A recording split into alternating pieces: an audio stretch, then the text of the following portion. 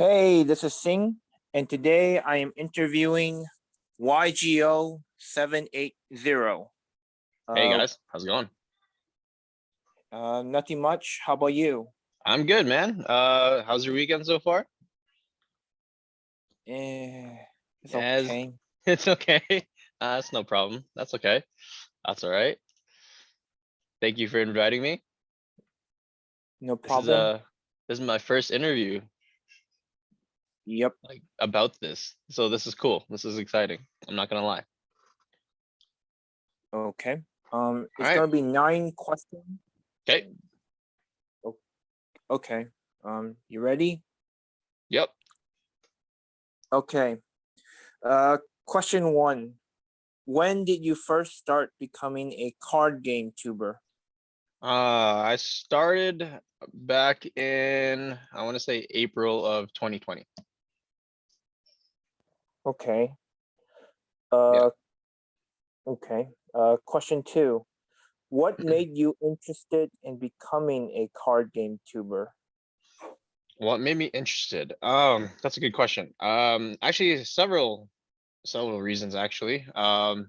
Because of Yu-Gi-Oh! He's a fellow Canadian, just as like myself, and Team Samurai X1, and Simply Unlucky as well.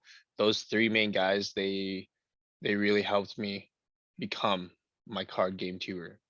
So they really helped me like with the path and journey into it, and really made me interested in becoming a card game tuber. That's good.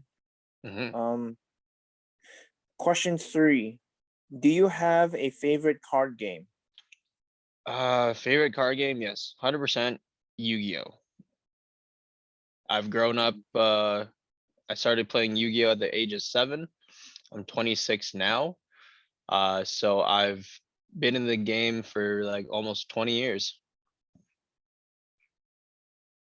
Oh wow, that's cool. Hmm. Uh, Question 4. Do you enjoy doing pools and pool battles from booster boxes? Oh yeah, 100%. If you haven't already, every month, um, at the end of every month, I should say, we do a battle mosey with Yu-Gi-Oh! And all other content creators on YouTube, Instagram, wherever they do their polls, and we just have a big community battle to see who can pull the best cards, best chase cards, stuff like that. And it's very exciting. It's revolutionary in the community. So that's something that I enjoy doing every month. 100%. Okay. And then I also do like box battles with individuals, such as Yugi Dan, um, and other people too that I haven't posted yet about. But yeah, I enjoy box battles and stuff like that. 100%. Okay. Question 5. Do you play digital card games such as Duel Links, Master Duel, or other games such as Pokemon and Magic? I do play digital card games. I did play Duel Links a little bit. When it first came out, I played that, and then over the years that it's been out, I did play it sporadically, not as much as I would like, but I did play it.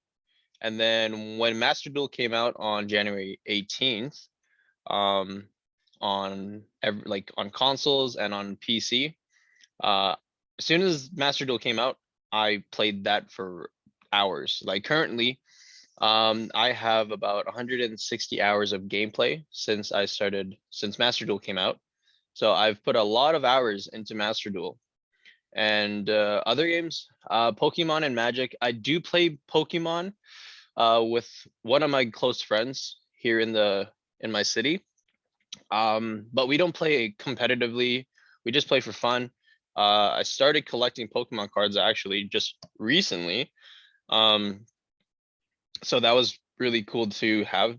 And then Magic, I do play Magic with my close friend as well, just for fun and games. We don't really play for the competitively or anything like that. We just play to learn the game and have fun with it. Okay. Um, Question 6. When you sell Yu-Gi-Oh booster boxes, packs, individual cards, and archetypes, do you follow the TCG player or other resources? Yes, I follow TCG Player and eBay.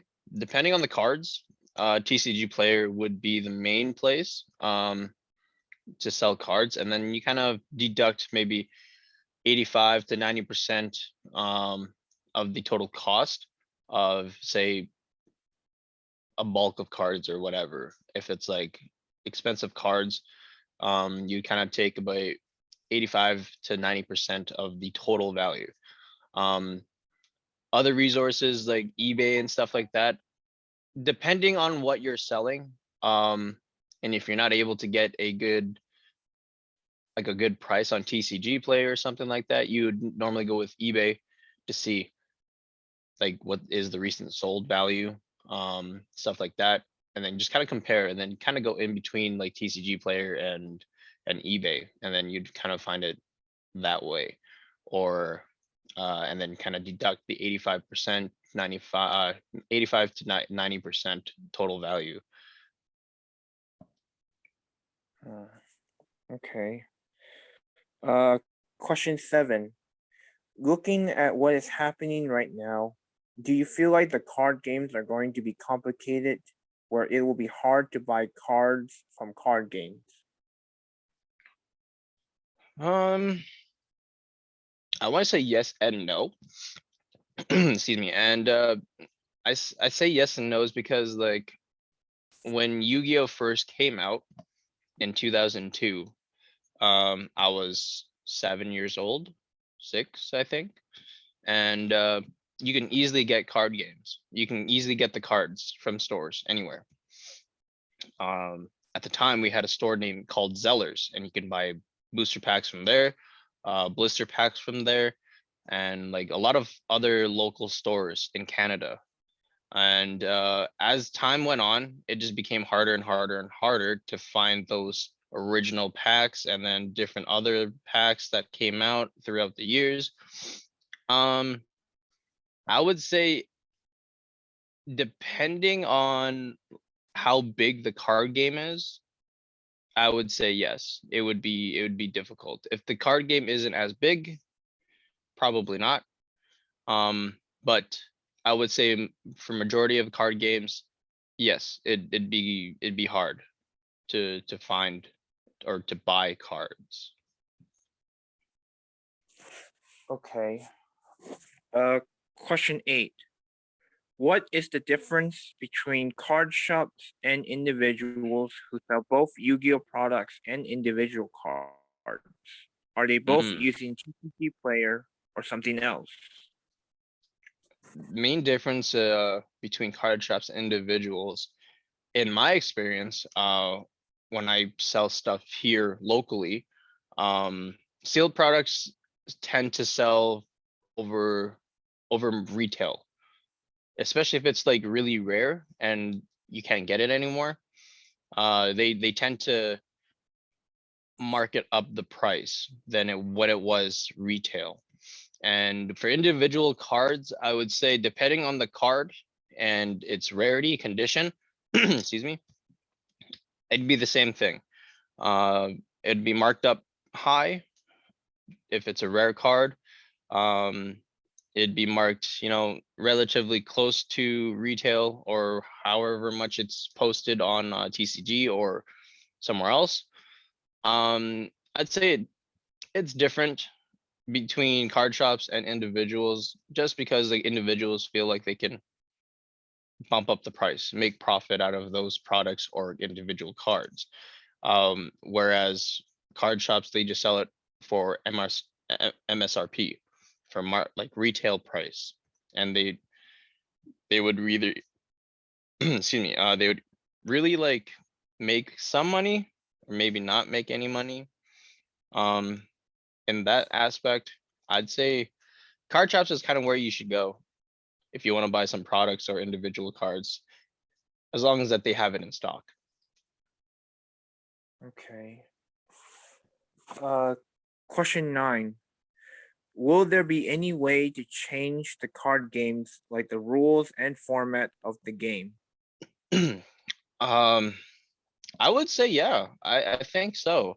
I mean, for example, Konami had recently changed the Forbidden Limited list for the TCG format, and there have been a lot of speculations that there were some cards that should have been banned, should have been unbanned, some limited, some unlimited, and so on and so forth. I feel like really listen to your audience, to your customers, to people that provide service to those games. If I say if Konami wants to change the aspect of TCG gaming um, in general, I'd say listen to the people. Listen to what they suggest, what would make the game more fun, more competitive, and if they want to make changes and make the format a lot more better, I'd say make certain decks less OP, less powerful, and give other decks a chance to be in that top tier, like tier 1, tier 0, tier 2 kind of deal, right? So I would say yeah. There is a way. As long as that certain companies that make these games kind of see like these decks or these archetypes, they need to be like brought down a little lower to give other decks a chance to be in that top tier level. Okay. Okay, this is a new question I have recently asked to Yep. some card tubers. But so recently the Meta Bros found out there was an account that had their name, and it feels like there's been a scam or like a fake account. Mm-hmm. Same thing for Yaminavi, who somehow there was a fake account with his name and with Mm-hmm. the stuff, which is Mm-hmm. weird. Like, is it weird of how like there's people who makes fake accounts using famous people's names?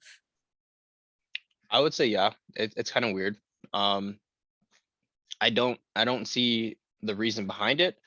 I don't understand the reason behind it, but I have encountered a couple fake accounts. An example that I just went through recently was with Simply Unlucky, who only has one account on Instagram, and there were two accounts that were made under their name, but it wasn't them. And you can clearly know, I knew for a fact that it wasn't them. So instantly blocked them, tagged Simply Unlucky to inform him about it, and he made a post about everyone telling him about it and whatnot. So yeah, it is kind of weird. It's really weird. I don't see the reason behind it. What what they think they're gonna get out of it, other than money for a fake account or something like that. Um, I think it's weird, honestly. I think it's very weird. Um, Honestly, it's just a waste of people's time. You're wasting your time because in the end, people in the Yu-Gi-Oh community, for example, they would know if that person is that person. So, for example, if somebody made Simply Unlucky, they made a fake account under their name, under his name. So the people in the community know that's not really him, and because there's only one account of him, and if Simply Unlucky were to make another account or anybody else would make another account, they would advertise it on their main account and tell the community that, hey, this is my second account, follow it, like the post, whatever, share it, something like that. They would advertise it. The fact that they don't clearly means and indicates that it's a fake account. So yeah, it's definitely weird. It's definitely weird to have like fake accounts just running around the community trying to get something out of the people. Okay. Okay. Last question. Yeah. There have been a lot of scams about like Yu-Gi-Ohs and Mm-hmm. how when people were trying to get their mails that are Yu-Gi-Oh related, there have been like missing mail. Mm-hmm. Do you feel like there's something wrong with the delivery system? Because like there's a lot of like rushiness, and it's like those who worked in the delivery system, they either Yeah. rush and sometimes they will misplace the envelope to another Mm-hmm. location. Mm-hmm. Do In you my feel experience, okay? delivery has been a key problem in in our community. For example, I sold a card on eBay. It wasn't an expensive card or anything like that. It was just an envelope, non-tracked, regular card that was sent in the same country within Canada, just on the other side of Canada. And it was a $9 card, $10 card, or something like that. And I sent it over to Nova Scotia in Canada, and it got lost in the mail. So unfortunately, I had to give him a refund of $10, and that was it. It was history. I wouldn't say like 3 months later, I got an envelope from that same customer who sent me $10 cash in the envelope, and then send me a letter saying that he came home to check the mail, and he found that he got the card. The card that I sent 3 months ago that was lost in the mail, that was never recovered, magically appeared in his mailbox 3 months later. And it's really strange. Like, how can you have lost or misplaced a letter or an envelope 3 months ago and then magically just deliver it? There's been cards that were missing, that I received, that I had to get a refund for, even through TCG. Through TCG Player, there were cards that were just misplaced or not delivered, and they would send the money back, or they would send it to somewhere else. And there's like not just me, but there's been other people in the community that that bought cards from TCG Player, and it was sent to the wrong address. For example of that, Ruxin34 actually bought a card off TCG Player and was sent to the wrong address, and then it magically got sent back to him. It found his way back to him. So I mean, delivery is, I would say, inconsistent, and the fact that some people may not be paying attention to detail or not putting it in the right spots or whatever have you. But definitely 100%, I feel like delivery is very inconsistent nowadays. Yeah. So recently, I've like this. Recently losing a lot of mail related to Yu-Gi-Oh. Mhm. So the 12th time right now. Like Sparkman had a giveaway, and somehow I had to wait for more like 2 months, and it never came. Mhm. So I find it weird as to how come the delivery system is just not acting up. It's like more like an X file case. If Yeah. that's right or Yeah, well, I mean, sometimes people, when they do giveaways, they have maybe other giveaways that they haven't delivered either. So they probably do it all at once. And depending on how big and small the package is, um, it can vary, like on delivery, like how long it would take to deliver those items. Um, as far as like how long it should be delivered, I guess that isn't really up to the shipper, like the person that's shipping it out, those giveaways, but it's more of like the postal office. Um, I mean, I guess they would have like something priority. I feel like they would have some sort of priority system kind of thing within their offices or whatever. And I feel like they would take priority on more tracked items and more expensive items than the little envelopes and non-tracked items, I would feel. Yeah, that is kind of bad. That is bad. Yeah, I mean, it's speculation on my end, but who knows what really happens behind the scenes at post offices, right? Unless you physically work at a post office, you don't really know what happens behind the scenes, right? Yeah. I could be saying what I'm saying, but then in the end, it could be completely wrong or even remotely right. Who knows? You never know, right? Unless you work behind the counters and you actually work at the post office, you won't really know what happens behind the scenes and what really goes through the process, like what process they go through to deliver items and whatever. Okay. Um, Yeah, okay, these are so great that's questions. yeah. Um uh okay, so that's all the questions I've asked you. Awesome. Is there anything you want to say to your viewers? My viewers, yes. Be sure to check out my Twitch. I will be going live on Twitch every so often to display master duels, to do openings and whatnot. My Twitch is twitch.tv/obese elephants with a capital O and a capital E in elephants and a capital O in obese. Check that out. I did a live last night doing pull games and box openings, and I'll be doing that in the future. Check out my YouTube channel uh, at YGO780 and my Instagram at YGO780_ for more epic Yu-Gi-Oh content. Okay, so you viewers hear that? Make sure to follow YGO780 on his YouTube channel, his Instagram, and his Twitch. I will post the links to it to the description. Also, help him reach 100 subscribers on his YouTube channel because hey, he's doing some crazy stuff. So Yeah, and there'll be more crazy stuff down the road.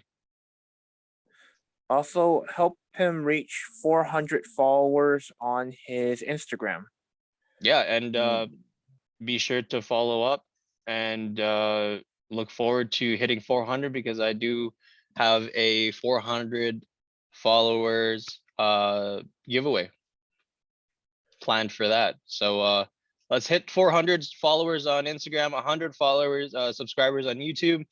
My goal for Twitch is getting 100 subscribers or followers on Twitch as well to do lots of giveaways to reaching those milestones. So definitely check those out.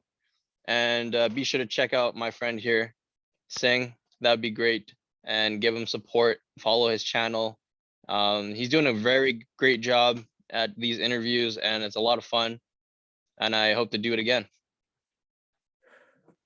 Wait, quick question: Are you a seller? A seller? Yes, I sell on eBay too.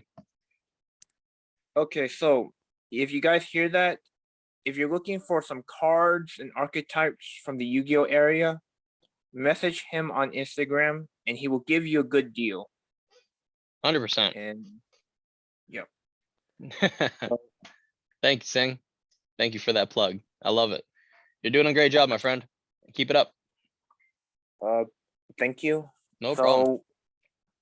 viewers, if you are watching this, make sure to like this video. Make sure to follow, subscribe on YGO780 social media sources.